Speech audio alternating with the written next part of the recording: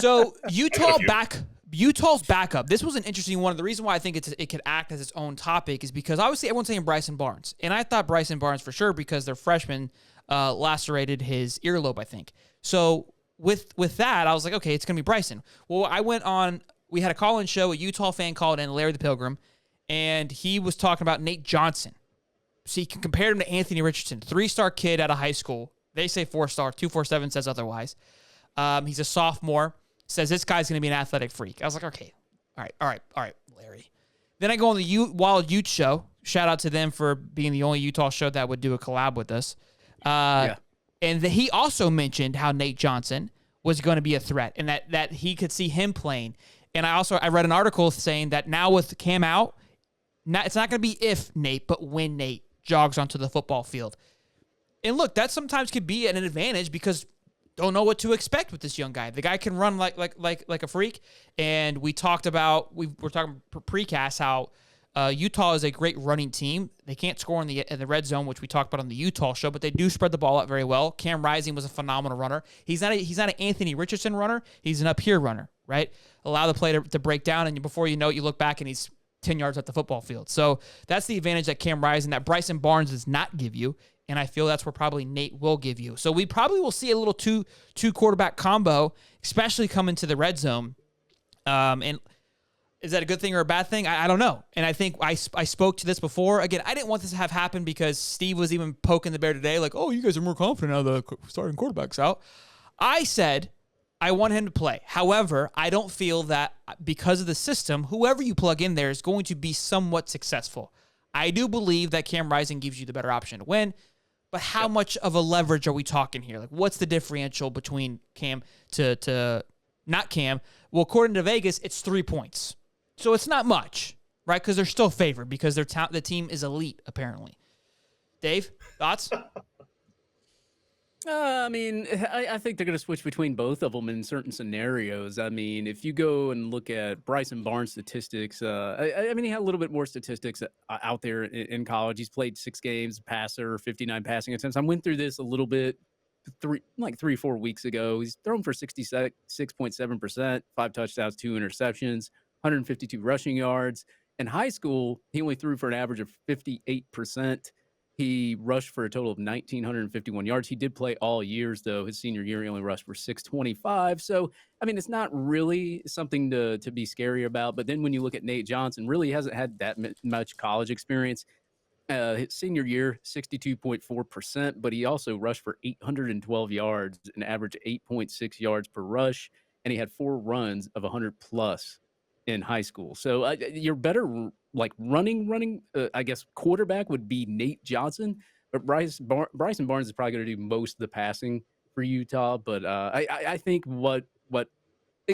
Utah is probably going to try to establish the run. I think both teams are going to try to establish some sort of run game, considering what happened last year. Plus, obviously, you have better running quarterbacks than you do passing quarterbacks, to me.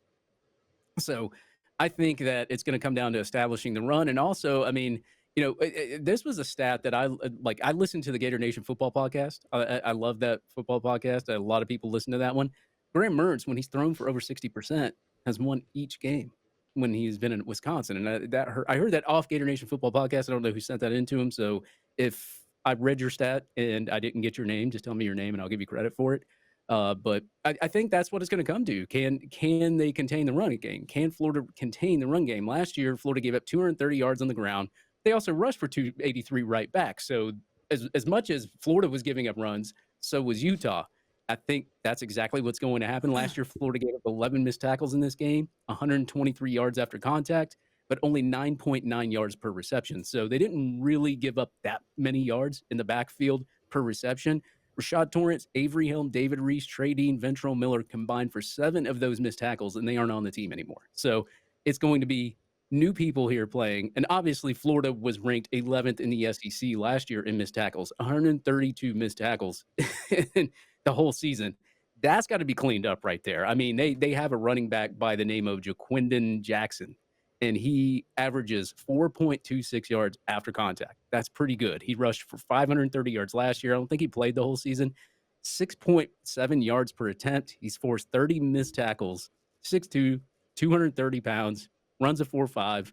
That's a guy you're going to have to look out for there too. So I think what really is going to help Florida out in this game is containing that run game. That defensive line depth chart, if you look at it, it's a lot better. It's a lot different from last year. And I think Florida's defensive line actually got way better than it did last year.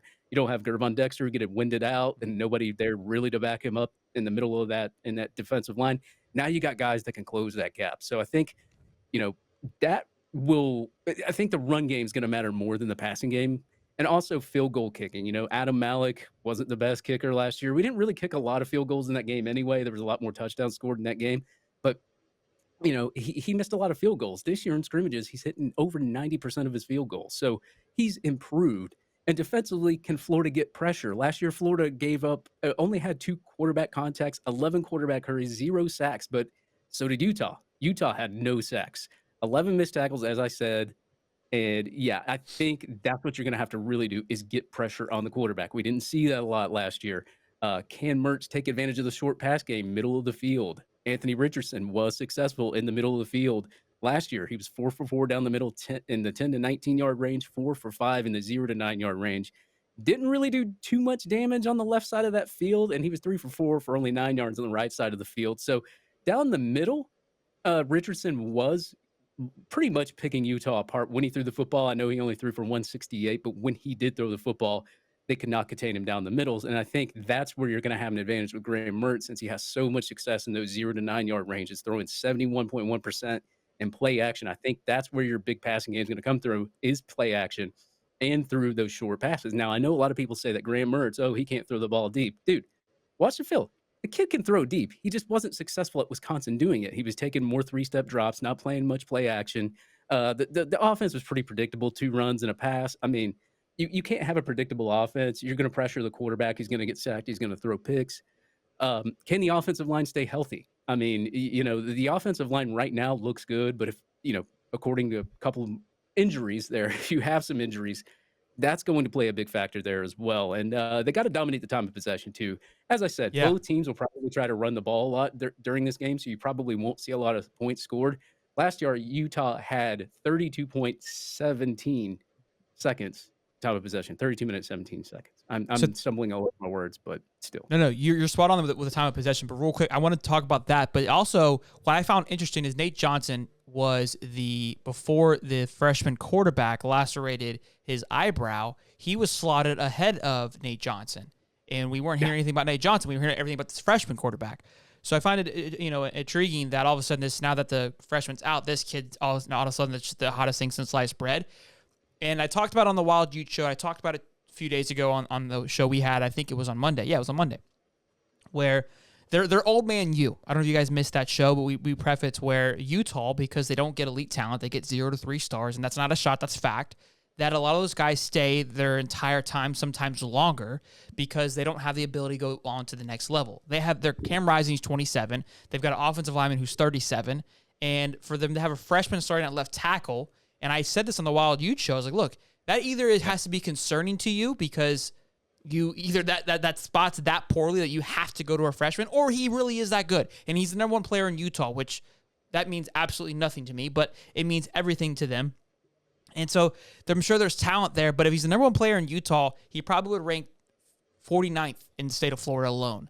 So we'll see how that plays out. But time of possession is another big one. And I prefaced it a little bit on the show where I believe Billy, in a way, outcoached Whittingham. And I know a lot of people are probably like, what are you talking about? Whittingham's game is a system. It's to control the ball. And they controlled it for 32 minutes and 17 seconds. Florida controlled it for 27 minutes, I believe. Utah won the time of possession when typically 90% of the time, I think, or 80+% of the time, when Utah controls the time of possession, they win. I use the analogy of a Venus flytrap where Whittingham basically waits for the opposing team to land in his little trap, and then he sucks him in.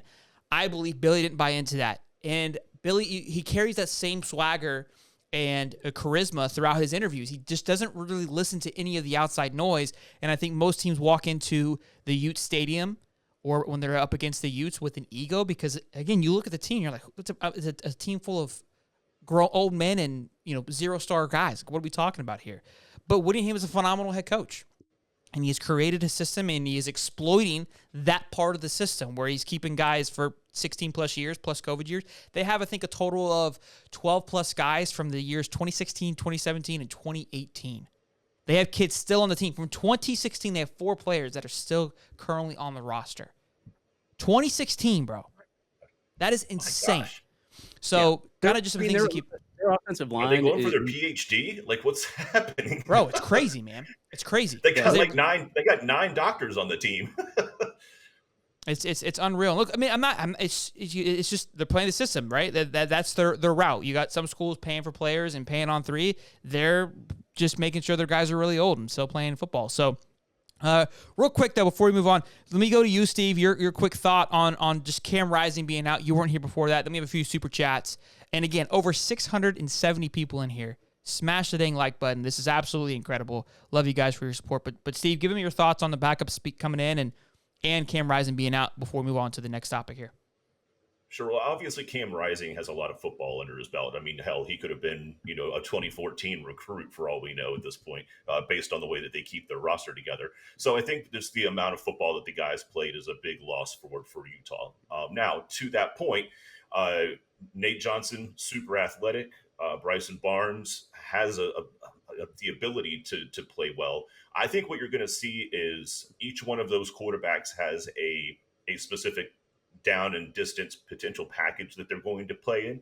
I could see Nate Johnson being what helps Utah finally start to do something in the red zone aside from missed field goals. But I think what you're going to see is more situational football, and they've probably been practicing this way. I think the Cam Rising news isn't news to Utah's coaching staff. I think they've known this. So either quarterback was likely to see the field based on what they're trying to do, what they're seeing. Hell, if you get one quarterback into a rhythm, if Nate Johnson comes in and starts to make a couple of plays and make some throws and starts to get confident, he could likely take the reins. But I think what you're going to see is Kyle Whittingham is going to, like you said, play his style of football. He's going to stick to his system, and regardless of which quarterback he puts in there, he's going to play that game. I think Nate Johnson is the more athletic of the two.